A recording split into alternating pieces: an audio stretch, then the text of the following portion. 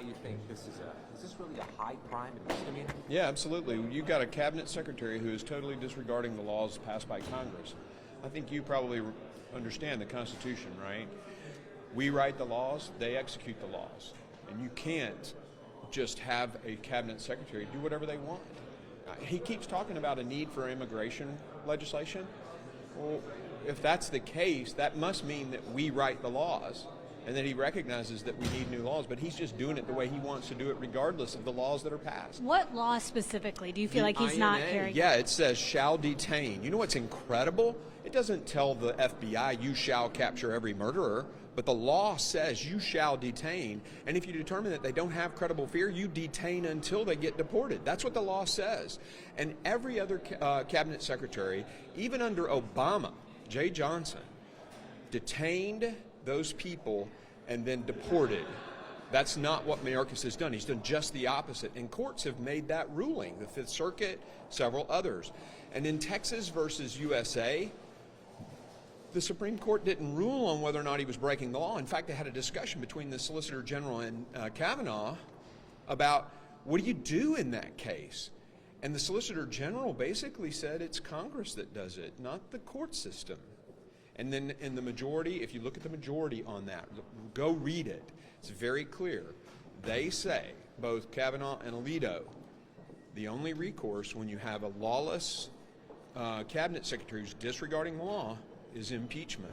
So go read that opinion. How confident are you that you guys are going to have the vote? All right, one at a time. How confident are you guys are going to have the vote? A new precedent for impeaching cabinet secretaries, and for instance, if there was the child separation policy again, that would set a precedent to impeach a Trump cabinet secretary. Are you worried this sets a new precedent?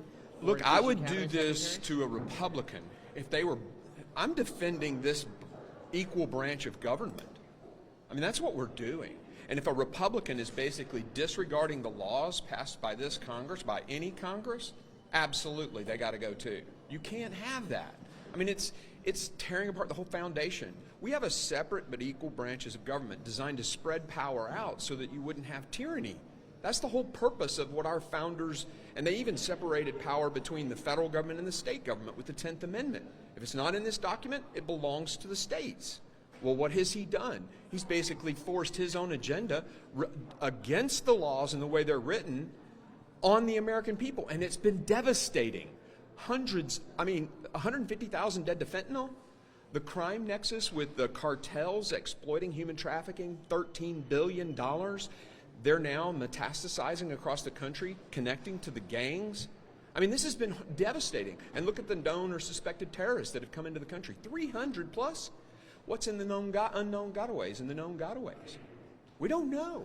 We just had a Somali terrorist apprehended that was caught and released into the country. An Al-Shabaab member. This is devastating to our national security. Who's sitting out there waiting for a command from, Hamas? We don't know.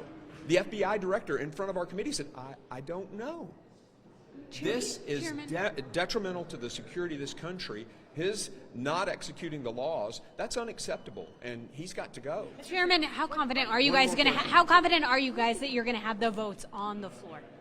From my perspective, I'm doing what is, I think, my duty, and votes will be what votes are. But I feel pretty good. But it doesn't matter in the end. Even people, the same question gets asked: what about the Senate? Are they going to? Are you just doing something that's going to wind up being fruitless anyway because of the Senate? Well, fine if that's what they choose to do. But I have a duty to do, a duty to the people of Tennessee, and a duty to this country, and that's to make sure that cabinet secretaries, one, comply with oversight requests. We have 170-something requests to him that he has not even responded on. That's not how our government works. So, yeah, I think we're doing the right thing. I got to go. But you said it doesn't matter. I'll catch you later.